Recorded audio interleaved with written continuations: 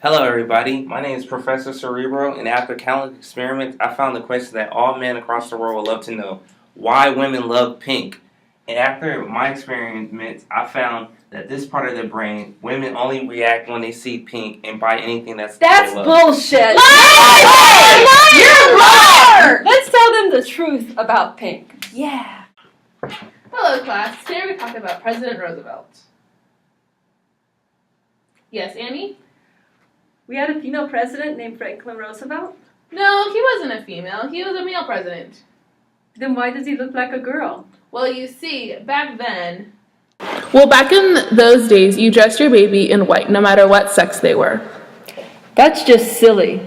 White cotton can be bleached. It was easier to clean, and color was introduced just before World War I. It took a while for popular culture to sort things out. Children wore dainty white dresses up to age 6. I stumbled across an old article online from the trade publication Enshaw's Infant Development, and it said pink was more decided and stronger color for boys, while blue was more delicate and dainty for girls. So when did colors like pink come to represent a girl and blue represent a boy? Colors were established until the 1940s as a result of America's preference as interpreted by manufacturers and retailers. The baby boomers were raised in gender-specific clothing. Gender-neutral remained popular until 1985. Prenatal testing was also a big reason for the change. Parents started to buy pink or blue merchandise for their children. By the age of 3 or 4, children became conscious of their gender but didn't realize its permanence until 6 or 7. At the same time, however, they are subject to sophisticated and pervasive advertising that tends to reinforce social norms. Why are you playing with the girl's toy? It's not a girl's toy, it's an action figure, not a silly Barbie doll. It's a girl's toy because it's pink. So it doesn't matter, this action figure is the best toy ever. It can transform into a plane and shoots out lasers. Hey Max, have you ever wondered where toys came from? It seems like they've been around for a long time. Merriam-Webster defines toy as something a child plays with. Toys and dolls have been around since the beginning of time. The first toys were made out of wool, leather, wood, and bones in prehistoric times. Dolls have been found in the tombs of the Egyptians, Greeks, and Romans. The toy industry grew and branched out during the Industrial Revolution because toys were easier to mass produce and distribute. When there was a popular TV show or movie, they were usually accompanied by the matching toy and book. Commercials began to play a huge role in the toy industry because kids would beg their parents to get them the toy that was on TV. Most toys are first introduced in the annual New York Toy Fair, where all the large toy companies are showing their newest inventions. The major toy companies are Mattel, Lego, Hasbro, Nintendo, and Fisher-Price, just to name a few. Here are popular toys from the 1920s to the 2000s. Pre-World War I. During this era, we see more gender-neutral toys because toys were still being made at home. Post-World War II. During this era, we began to notice a trend of spin-off toys from popular TV shows and movies. They are introduced to Barbie and Hot Wheels, which are the top sellers for Mattel. Everything has turned to pink. Parents in the 1980s were now able to know the sex of their babies before they were born. This then allowed retailers to sell double the merchandise by making everything in either pink or blue. Advertisers brainwashed children in the new millennium. They found out that they can create lifelong customers if they start at a very early age. This then makes the children into unconscious consumers.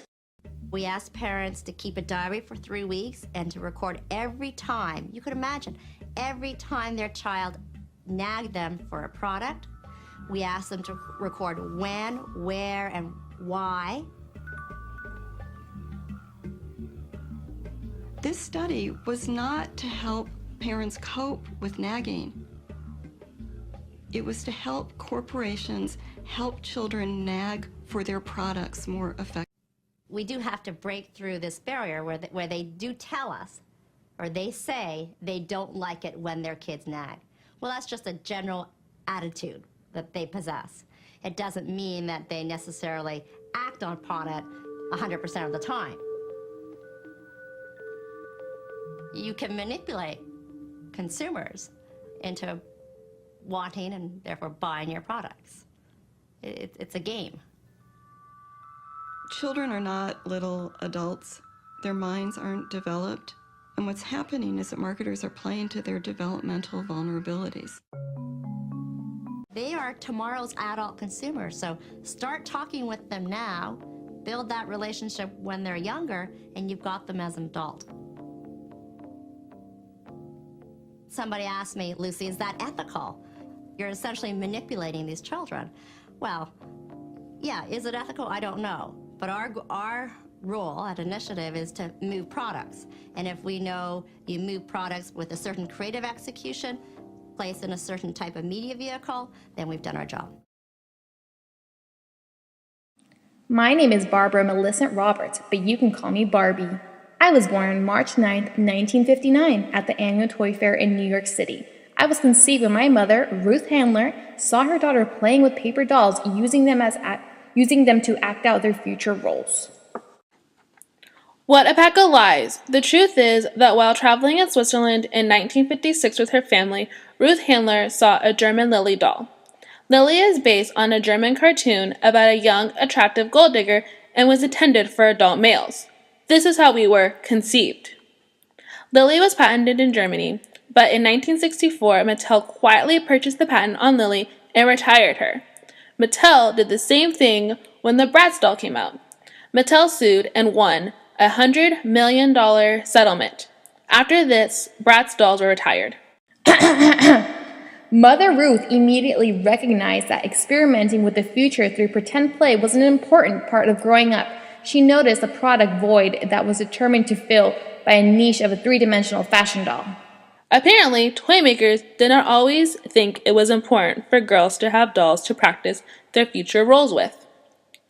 In 1898, only 25% of girls liked to play with dolls. It was not until the end of World War II when the patriarchy wanted women to be only homemakers, wives, and mothers. Suddenly, dolls were a girl's best friend. Well, as I was saying before, I am best known for my figure, a 5-inch bust, a 3 1/4 inch waist, and 5-inch hips. In real life, Barbie's measurements would be the impossible, unrealistic 38, 18, 34. I am 11 inches tall and weigh 7 1/4 ounces, and I readily admit that I have undergone significant plastic surgery over the years to maintain my fresh and modern look. Since my debut, I have fulfilled my role of allowing young girls to imagine their future roles. Decision to get implants, which has sometimes killed women, lots of women. There are 50,000 cases right now today of people who have decided to get implants and they've turned into a horrible nightmare. What's that got to do with Barbie?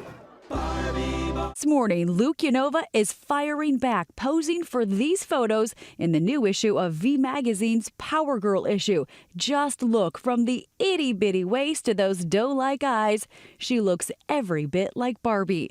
But in the magazine article out November 15th, Luke Unova denies having extensive cosmetic surgery, saying there are plenty of video clips on the internet showing what I really look like. Some people even spread rumors about me and retouch my pictures to hurt me. Luke Unova's spokesman tells ABC News she has had a breast enhancement, but otherwise, Luke Unova says she achieves her look through makeup. Christmas 2012 Swedish Toys R Us catalog was published showing girls playing with Nerf guns and little boys playing with Barbie dolls. Harrods, a London department store, made headlines last year for its new gender-neutral toy department, which grouped toys by theme rather than gender. Mattel is introducing a Barbie construction set, and Lego is promoting a line of pastel construction toys. Research has already shown that Barbie's physique can convey a negative body image to girls. Hoyle, in an experiment, dressed the Barbies in a non-stereotypical outfit. The girls watched this transformation of Barbie while we had conversations that did not center on careers at all. She said, for the most part, after we dressed the dolls, the girls said that they could do the jobs the outfits represented. Sometimes they would comment and say, I've never seen a girl do that job before, but yes, I could do that job when I grow up. So it is pretty cool. Barbie has had some gender non-traditional careers over time, but the majority of those were special collection Barbies, so they cost more than regular Barbies and are typically marketed to collectors, not children. Of the career dolls most available to children, the careers are more traditional, or a more traditional spin on the less traditional career Barbie doctor, for example. Today, more dads are buying toys for their kids than ever before. This shift makes sense, as some toy companies market products through the lens of what dads are more likely to buy. In one study, girls spent more time playing with mechanical toys more than any other kind. And the quote, the toys that kept the girls' attention the longest were neutral stereotyped toys, followed by the male stereotyped toys and the female stereotyped toys. Hey, look at all the new toys I can play with. They are all gender neutral. My toys are in all different colors, like my Legos. I'm so impressed by Lego. They made a toy for my friends. It's called Friends. Although it's still pink and purple, they didn't include instructions because they knew my friends and I love making up stories when we play. Not only did Lego find new info about girls and toys, Time magazine found that boys and girls both love blue. Yes, it is true. Boys and girls like blue.